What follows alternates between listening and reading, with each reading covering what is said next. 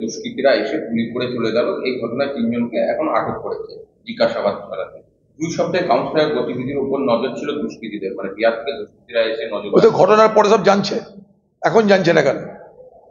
এখন জানছে না, এখন জানছে কি করে? ঘটনার পর জেনে কি লাভ? দিদি বলছে আমার দলের ঘনিষ্ঠ লোক।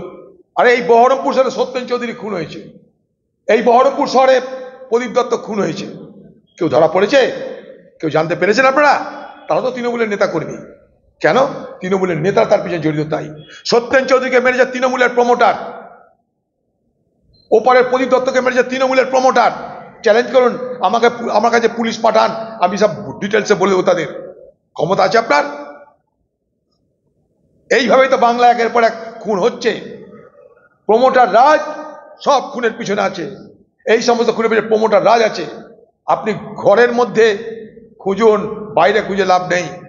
বিহার থেকে ঝাড়খণ্ড থেকে টাকা না দিলে কেউ আসে না। টাকা দেওয়ার ক্ষমতা কাদের আছে? পশ্চিমবঙ্গে যা তৃণমূলের বড় বড় কর্তা, বড় বড় মাফিয়া, নোট খরচ করার ক্ষমতা তাদের আছে। তাদের স্বার্থে এই ঘটনা ঘটছে। তদন্ত এগোক, দেখবেন মিলে যাবে আমাদের আশঙ্কা। সব নখরা করে লাভ নাই।